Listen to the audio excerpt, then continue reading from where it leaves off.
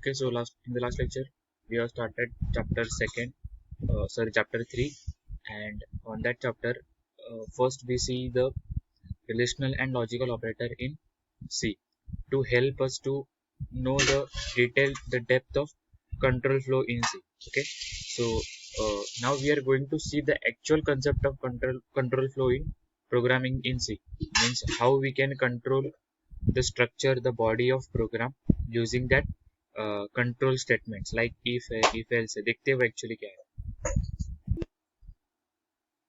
Okay, so the decision making structure require the programmer specifies one or more conditions to be evaluated or tested by the program. Means in this scenario we actually uh, control the flow of language like human language, and we uses the same statement as we use in the human language, that is English. Okay, so along with the statement or statements to be executed if the condition is determined to be true, and optionally other statements to be executed if the condition is determined to be false.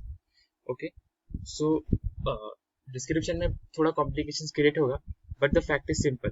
See, okay, we pass one uh, okay, see here, the arrow indicates we not the pass, we हाँ ठीक है, we pass some input values to my terminal, to my program. Okay, and that input value is going to be tested one condition. जैसे कि condition suppose हम लोग मान लेंगे if the time is between 2 am to 3 am. ठीक है, if the time is between, ठीक है 2 am नहीं, if the time is between 4 am to 12 या फिर 11:59 am. okay, then the if the condition is true, अगर टाइम ये है सुबह के 4 से 11 बजे तक, so if the condition is true, then this conditional block is going to be performed. Then the uh, if the time is between 4 am to 11:59 am, then the conditional block is the display message is printf the morning section, ऐसे वो print होने वाला है. ठीक है, और अगर वो फॉल्स है, अगर वो कंडीशन नहीं है, मतलब टाइम मैंने जो इनपुट दिया है वो टाइम ये कंडीशन में फिट नहीं हो रहा है, so if the condition is false then program is going to be terminated. Clear? ठीक है, ये थियोरेटिकल कंसेप्ट है, उसका प्रैक्टिकल में और इजीली समझ में आ जाएगा. So the C programming language assumes any non-zero and non-null values as trues. Means if we pass या फिर if the condition is satisfied, मतलब कोई भी नॉन जीरो वैल्यू या फिर नॉन नल वैल्यू, वो नल नहीं होना चाहिए या फिर जीरो नहीं होना चाहिए, then the condition is satisfied if the scenario is happened like this, and if it is either zero or null, मतलब अगर जीरो है या फिर null है, then it is assumed as false value. ठीक है, so see here, these are the control flow statements available in C, like if statement है, if else statement है, nested if statement है, switch statement है, nested switch statement है. So one by one देखते हैं each and every statement to help us of maintaining the control flow in C. ठीक है, so पहला है if statement. Okay, an if statement consists of a boolean expression followed by one or more statements. if statement क्या है? It consists boolean expression. boolean means true or false. दो ही boolean values रहती है, either it can be true or false. Okay, followed by one or more statements. So it contains one or more statements. Means if the specific block of condition is true, then it will follow one या फिर more statements. मतलब वो depend करेगा उसके nature पे कितना हो सकता है. ठीक है, उसके बाद है उसका सिंटैक्स. नाउ सिंटैक्स टर्म क्या है? सिंटैक्स मतलब उसका format, how we can use that if statement in our actual program. Okay, so ये सिर्फ फॉर्मेट है, ये फॉर्मेट में फिर आपके प्रोग्राम के हिसाब से वैल्यू चेंज होने वाली. ठीक है, लेकिन ये फॉर्मेट एंटायर सी प्रोग्रामिंग के लिए कॉमन रहेगा. मतलब अगर प्रोग्राम सपोज हम लोग कंसिडर कर रहे हैं कि प्रोग्राम गेमिंग के लिए है, तो फिर इफ स्टेटमेंट अलग रहेगा. प्रोग्राम साइंटिफिक एप्लीकेशन के लिए है, then the syntax of this या फिर structure of this if statement can be different. So it totally depends on the program statement, problem statement. Okay. So देखते हैं syntax क्या है उसका. If boolean expression means here we can pass one condition. जैसे कि if a is equal to 0, अगर मतलब ये स्टेटमेंट क्या बोल रहा है, अगर a की वैल्यू 0 है तो ही ये ब्लॉक परफॉर्म करो, otherwise go to the termination state. Okay. So if boolean expression, उसके बाद ओपन करली ब्रैसेस में मैं ब्लॉक ऑफ कोड लिखूंगा. इसमें क्या है, statements will execute if the boolean expression is true. मतलब ये अगर ट्रू है then and only then this block या फिर this statement will be executed, otherwise the program goes to the failure state. Okay. So if the boolean expression evaluated as true, then the block of code inside then if statement will be executed. मतलब ये देखो यहाँ पे जो हम लोग ने last time diagram देखा था सेम है. if ये ब्लॉक, ये कंडीशन अगर ट्रू है तो स्टेटमेंट, यहाँ पे देखो ये स्टेटमेंट है. Okay. That statement is going to be perform. मतलब अगर ट्रू है तो, अगर फॉल्स है तो डायरेक्टली एंड पे जाने वाला है. क्लियर. एग्जांपल देखते हैं. यहाँ पे देखो ये हैश इंक्लूड str.h या फिर मेन, आपको पता है, अभी मैं फिर से बोलने नहीं वाला. ठीक है. यहाँ पे इन लोग ने कमेंट दिया है, कमेंट भी इग्नोर कर दो. वो कमेंट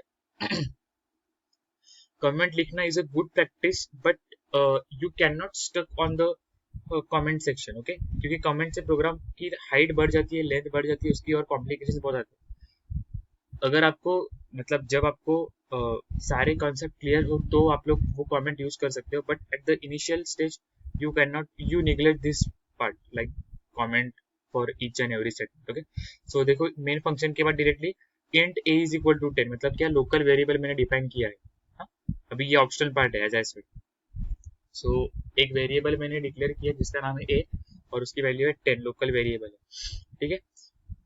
उसके बाद check the boolean condition using if statement. अभी मैं इफ स्टेटमेंट का यूज कर रहा हूँ. सिर्फ मैंने क्या किया, एक a नाम का वेरिएबल लिया. Now I am checking the condition, I am applying one condition using if statement. If a is less than 20, okay, अगर a की वैल्यू लेस देन 20 है, सो ओपन करली ब्रैकेट में, यहाँ पे देखो, यहाँ पे वो स्टार्ट हो रही है और यहाँ पे क्लोज हो रही है. ठीक है. ओपन करली ब्रैकेट में क्या है, print a is less than 20. Okay. मतलब क्या प्रिंट करना है, a is less than 20 ये प्रिंट करना है मुझे, अगर a की वैल्यू 20 से कम है तो. ठीक है. अगर नहीं है तो फिर ये स्किप करना है, पूरा पार्ट स्किप होगा. मतलब means we cannot, program flow is cannot look out through this entire block of statement. ये पूरा स्किप होने वाला है. ठीक है. और डायरेक्टली प्रोग्राम फ्लो कहाँ पे आने वाला है, यहाँ पे वैल्यू ऑफ a इज जो रहेगी वो यहाँ पे मैंने एंटर की रहेगी ना, मतलब 10 है, यहाँ पे ऑलरेडी है 10 है तो मैं 10 वो डिस्प्ले होने वाला है. ठीक है. ओके. सो यहाँ पे देखो 10 इज लेस देन 20. यस, वो मतलब इफ कंडीशन सेटिस्फाइड हो रही है, इसीलिए इसने ये परफॉर्म किया. a is less than 20. यहाँ पे देखो a इज लेस देन 20 और ये वैल्यू आ रही है. अगर मैं a की value change, see here I am changing the value of a and now executing the program. यहाँ पे देखो वैल्यू ऑफ a इज 30 सिर्फ आ रहा है, ये उसने स्किप कर दिया. जो वैल्यू है वही प्रिंट हो रही है. ये बाय डिफॉल्ट स्टेटमेंट है, ये प्रिंट होने वाला है because it is not the part of if statement. If statement में क्या है, यहाँ पे देखो सिर्फ इतना ही है, इफ और इतना ही वो पार्ट कंज्यूम कर रहा है. ठीक है. मतलब अगर ये कंडीशन सेटिस्फाइड है तो ही ये प्रिंट करो, अदरवाइज जो नॉर्मल फ्लो है उसके साथ हम लोग को चलना. Clear. Okay. Now the next statement is if else statement. Okay. So if else statement क्या है अभी देखते हैं. ठीक है. अभी इफ में क्या था, इफ में क्या था, यहाँ पे देखो if the condition is true then the block, this block of code is going to be perform. But अगर कंडीशन फॉल्स है तो उसके लिए कुछ हैंडलिंग के लिए था नहीं कुछ, डायरेक्टली यहाँ से एरो जा रहा था एंड पॉइंट पे, राइट, वो सी के डायग्राम में. लेकिन यहाँ पे देखो एल्स में क्या है, if the condition is true तो ये फॉलो करो, ईस्ट फॉलो करो. मतलब अगर मैंने कंडीशन डाली है, जैसे कि बोल सकते हैं हम लोग, क्या बोल सकते हैं, ठीक है, नॉर्मल लेते हैं, if the day is between Monday to Saturday. ठीक है. सो वो क्या होगा, वर्किंग डे. हाँ, मतलब यहाँ पे वो वर्किंग डे प्रिंट करेगा if the day is between Monday to Saturday. और अगर मंडे टू सैटरडे नहीं है, मतलब संडे की वैल्यू है, तो क्या है, तो वो डायरेक्टली क्लोज हो रहा था. ठीक है. तो संडे की वैल्यू है तो यहाँ पे जैसे वर्किंग डे प्रिंट हो रहा है वैसे मुझे चाहिए वहाँ पे हॉलीडे प्रिंट हो संडे के लिए, सो यहाँ पे मैं एल्स में क्या लिखूंगा, हॉलीडे, ठीक है। सो इफ एल्स क्या कर रहा है, an if statement can be followed by an optional else statement which executes when the boolean expression is false. Means if the value is true, then we have something to hold on. But if the value is false, then we cannot deal with that false value. So using if else statement, we can assign one block of code. We can assign one statement. We can assign one statement. Okay. So if the boolean, देखो यहाँ पे syntax देखो, यहाँ पे उसका structure ऐसे है, if Boolean expression. अभी ये हम लोग ने लास्ट टाइम मैंने वो भूल गया मैं बोलने को कि हम लोग सिंटेक्स ही फॉलो करेंगे। इफ वहां पे लिखा था हम लोग ने, बुलियन एक्सप्रेशन क्या था, A is less than 20, okay. So if the A is less than 20 then perform this block of code, else या else if the A is not less than 20 then perform this block of code, ठीक है। सो यहाँ पे सिर्फ else एक optional block हम लोग ने ऐड किया है जो फॉल्स स्टेटमेंट को कैरी कर रहा है। Okay, see here example, same किया है मैंने, सेम प्रोग्राम है। ए इज इक्वल टू 100 लिया मैंने, ओके।